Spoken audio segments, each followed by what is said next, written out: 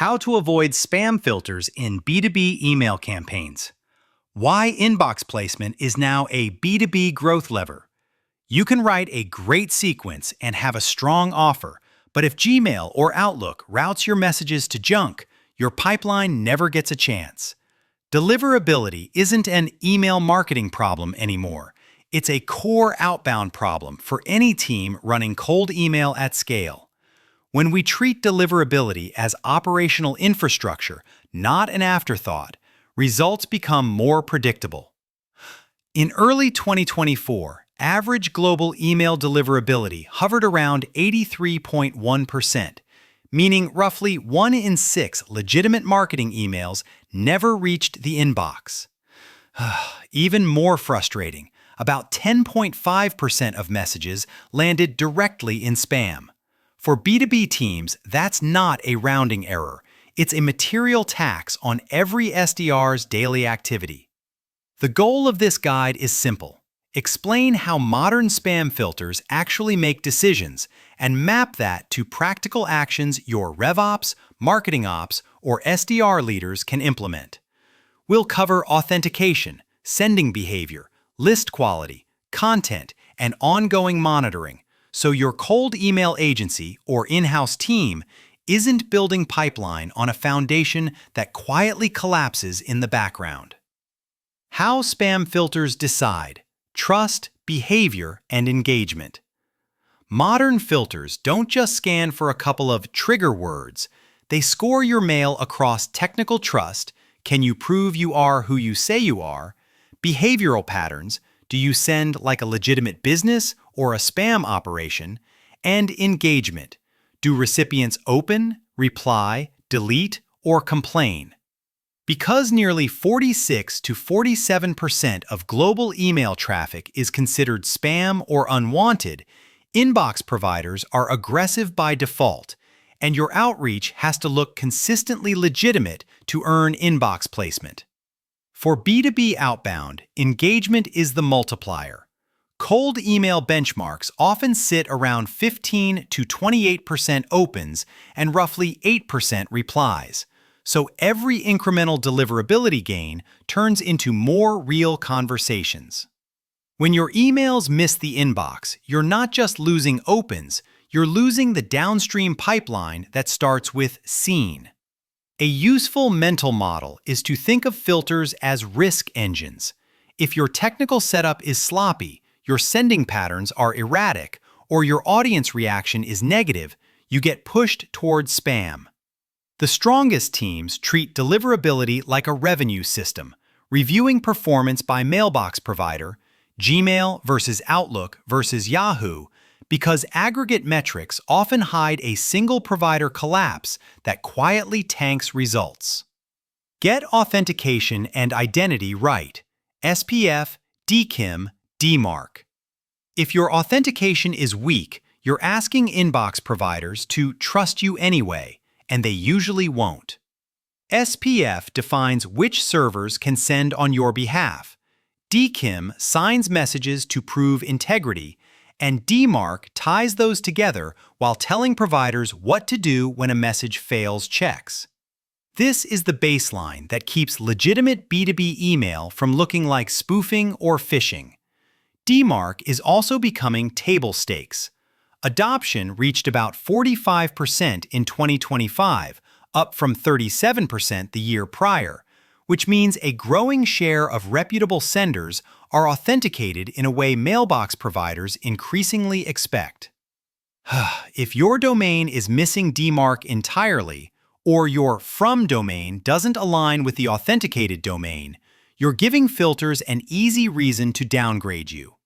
Operationally, this needs to be a joint project across sales ops, marketing ops, and IT. We recommend verifying DNS records with external checkers, confirming TLS is enabled, and standardizing your sending identity so your from address, SPF, DKIM, and DMARC are aligned. This is unglamorous work, but it's exactly what lets an outsourced sales team or SDR agency scale safely without mysterious inbox swings. Control volume, warm up correctly, and protect your core domain. 2 mistakes kill deliverability faster than almost anything else: blasting a big list from a brand new domain and doing it from your main corporate domain. New domains and mailboxes don't have reputation, so sudden high volume looks like classic spam behavior. And if you burn reputation on your root domain, you risk dragging invoices, customer support, and product notifications into the same deliverability mess. The practical fix is to compartmentalize risk. Run cold outreach from a dedicated subdomain or a secondary root domain, and keep customer or transactional email on the primary domain. Then, warm up new inboxes gradually, starting with a small number of highly relevant sends per day, and ramp slowly while watching bounces, engagement, and complaints, instead of flipping the switch to thousands of sends.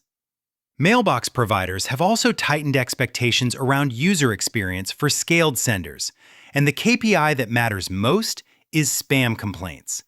Google and Yahoo now expect bulk senders to keep spam complaint rates below 0.3%, with 0.1% as a healthier operating target. If a sequence trends toward that ceiling, pause it, retarget it, and rewrite it before you scale, because once a domain reputation drops, recovery is slow and expensive. Deliverability isn't a marketing metric. It's the gatekeeper to your entire outbound pipeline. Write like a human buyer, not like a campaign. A surprising percentage of spam complaints have nothing to do with technical setup. Nearly 69% of recipients say they mark emails as spam because the content is irrelevant or poorly targeted, which means bad targeting is also a deliverability problem. If your outreach annoys people, users train providers to treat your future mail as unwanted, no matter how clean your DNS records are. That's why we prioritize relevance over clever frameworks. Keep first-touch cold emails short, often 50 to 125 words. Avoid aggressive hype, and use plain business language that matches how real operators talk. Minimal formatting typically wins too.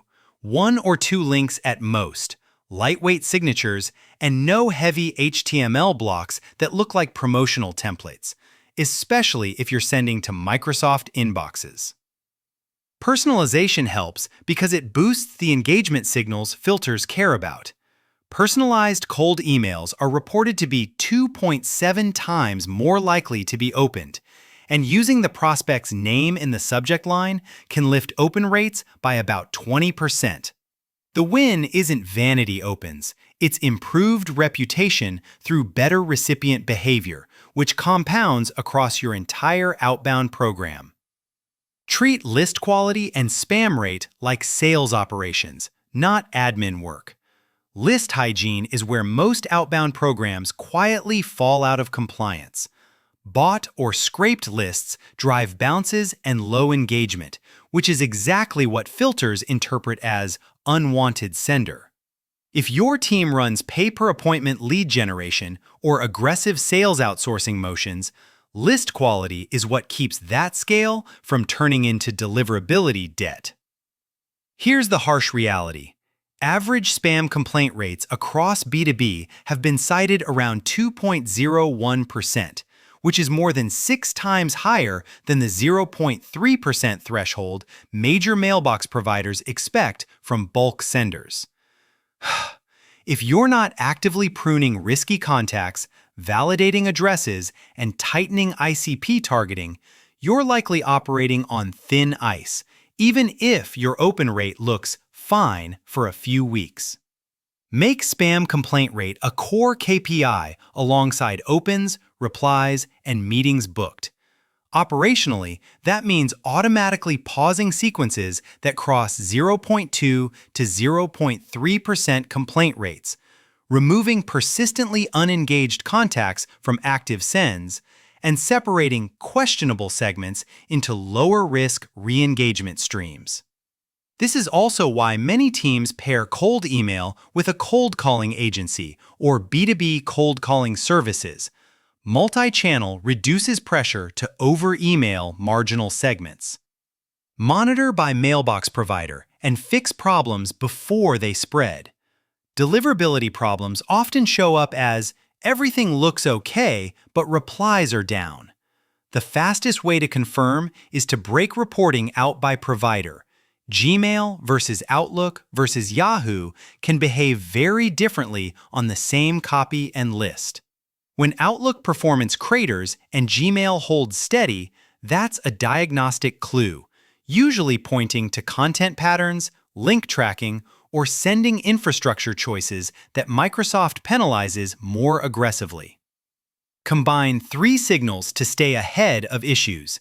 Seed tests. Send to your own Gmail, Outlook, Yahoo accounts. Inbox placement testing, where available, and reputation tools like Gmail Postmaster dashboards. Then, watch the behavioral metrics that predict trouble.